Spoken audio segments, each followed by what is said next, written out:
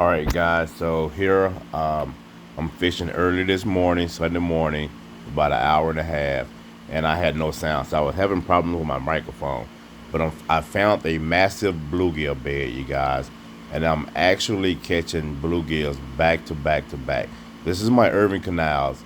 I've been fishing Irving Canals for 22 years, you guys. My son is 24. I never really, as you can see, that big bluegill right there. So it's good, decent sized bluegills at this canal. Um, I never fish bluegills actually at the canals. Only fish over 22 years of crappies. Back in the days when I was young, I used to bass fish a lot and then catfish here and there. But I never really actually fished for bluegills on that canal. Come to find out, as you can see, some pretty decent bluegills in there. So this one here is a little, I think it's a sunbreast. Nice little size. It's a keeper. I'm not keeping the thing. I'm throwing it back, and I'm casting right back out. And I found the little bed right here in this area. I was fishing normally up on the spillway, and I was actually catching them as soon as they hit the water. You guys can see. Um, as soon as that bobber hit the water, fish is gone. Right, running in, and most of them was actually the same species, that little sunbreast or whatever they call it, red breast. Um, I did catch actually three or four red ears. So I didn't know red ears were actually in the Irving Canal, but it's something I caught a big one actually. You guys will see that on my second video that I'm gonna add. You won't see it on this one, but you will see the red ears on the other video. Um, I caught two decent red ears and one, I think two like kind of small red ears. Um, but normally it was all bluegills. The pumpkin seeds I actually caught, I think some pure breed pumpkin seeds, some long ears, and a lot of those sunbreasts. I didn't catch actually the. I don't think I caught like the real bluegill that they call, unless that's the bluegill. But I call them sunbreasts. And as you can see, watch this. Every time I cast out, you guys, ladies and gentlemen, every time I cast out, by the time that bobber sits still, um, there you go. I'm setting the hook and I'm reeling in. This is non-stop action, back to back to back. I was out there for 2 hours. I think I got there like at 7 something, and I left at 9 something. A gentleman actually came down and lived in apartments and talked to me for a while. You will actually see that on my second video as well. But if you can see, those are some decent bluegills. They're not the huge ones that I catch at Lake Providence, or the ones you see people catching from Fairfield Lake. But those are, trust me, take home bluegills. They're decent size. Um, I probably say anywhere from 5 to 7 inch bluegills. Um, Cast right back out. You guys gonna see. By the time I switch hands and get that line right, it should shoot on it. There you go. Non-stop action. Non-stop action. Um, sorry that I'm having problems. That I had problems today with my microphone. I actually gonna probably have to get me a wireless microphone um, real soon, cause the one I got, I don't know if the heater overheating or something with the GoPro, but sometimes it has sound, sometimes the video don't. But yes, you can see those are some nice bluegills I'm catching. Very, very nice bluegills. They're not bigger than my hand, but I got a big hand, but you can scale those, scale them, cut them whole, and you catch it as many as I'm catching. You feed a whole bunch of people. But you can see, I think I had like one really box of red worms um, that I use, and it lasts the whole time. I actually use that whole box of red worms. I normally don't. I normally take some home, but that's how good the fish was biting. I'm using a slip bobber, so I'm actually fishing about 4 feet deep, maybe 5. That revert reel is 5 feet, and then that little ultralight, a revert rod is 5 feet, and then that little ultralight reel. But I'm fishing. I think I'm fishing 4 to 5 feet, and as soon as you cast out there, you guys can see. I mean, I'm not counting to no 5 or 6. That is the pumpkin seed. So you guys can tell me. I think it's a pumpkin seed. I know some people say it kind of like a red ear, a long ear. I think that's what they call them. But that looks like a pumpkin seed though. Look at that arm, man. That's a pretty fish right there. Those pumpkin seeds, I'm kind of getting addicted to. I watch a lot of the YouTube videos, and they're catching huge pumpkin seeds. Um, I think it was up in New York or somewhere.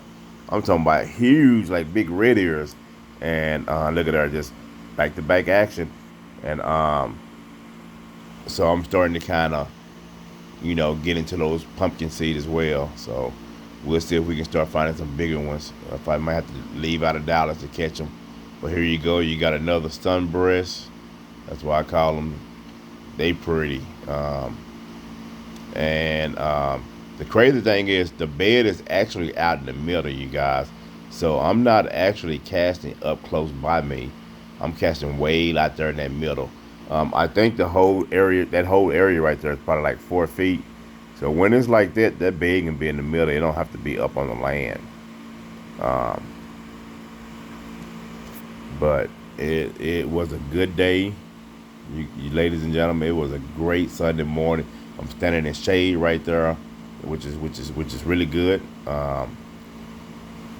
It warmed up pretty fast though, but the shade was fine. Kept me okay until I decided to leave. It should go under. I mean, it shouldn't take long to catch that fish. I just tossed out. There you go. I mean, and they were pulling. Them juggles was coming straight toward me. And they all seemed to be similar size.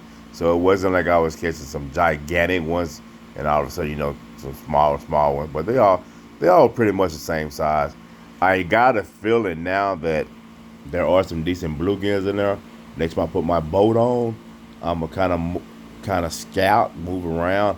I got a feeling there might be some pretty big bluegills in there. Um, I mean, that canal goes about a mile or two, so I just got a feeling I just need to move around with some red worms and find them.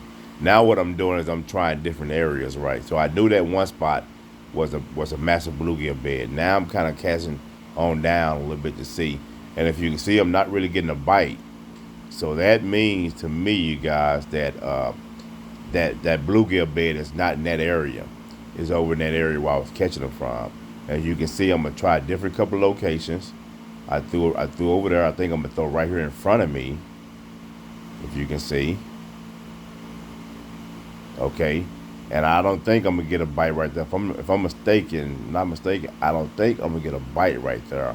Because I'm testing to see if that bluegill bed is all the way in that area, all around that area. And it's not.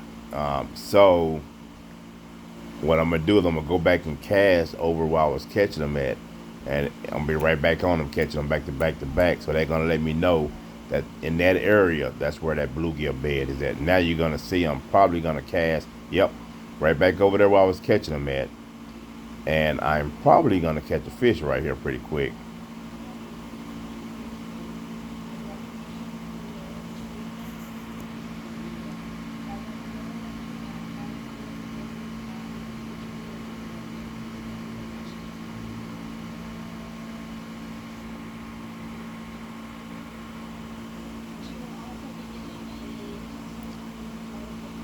Or maybe this is where I was catching them at.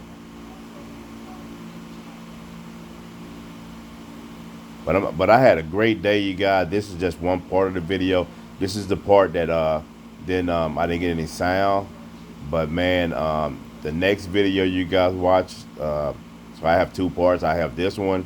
If you guys are willing to watch it without the sound and just be voiceover, and then I'm gonna have my other video with the gentleman coming down and me catching that big red ear and just talking as I fish. That's gonna be a nice video too. You guys are gonna really like that when they're gonna just show you a little bit more in depth and involving the action as I'm catching the fish. Um, Here I probably trying to relocate that little bed that I found. And I'm gonna tell you another thing that happened. So when I was catching all these fish just now, the bobber was standing upright. So the worm wasn't on the bottom. It was 4 to 5 feet deep. Out there, it's probably 5.5 feet, maybe 6 feet deep. They had slowed. I was catching them back to back. Then they had slowed down. Right, like right now they slowing down. I was like, man, what happened? They must have moved. So what I did was I put my slip bobber, the knot, to about 7 feet. And when I threw my rod, when I threw them back up, man, that's a nice fish right there.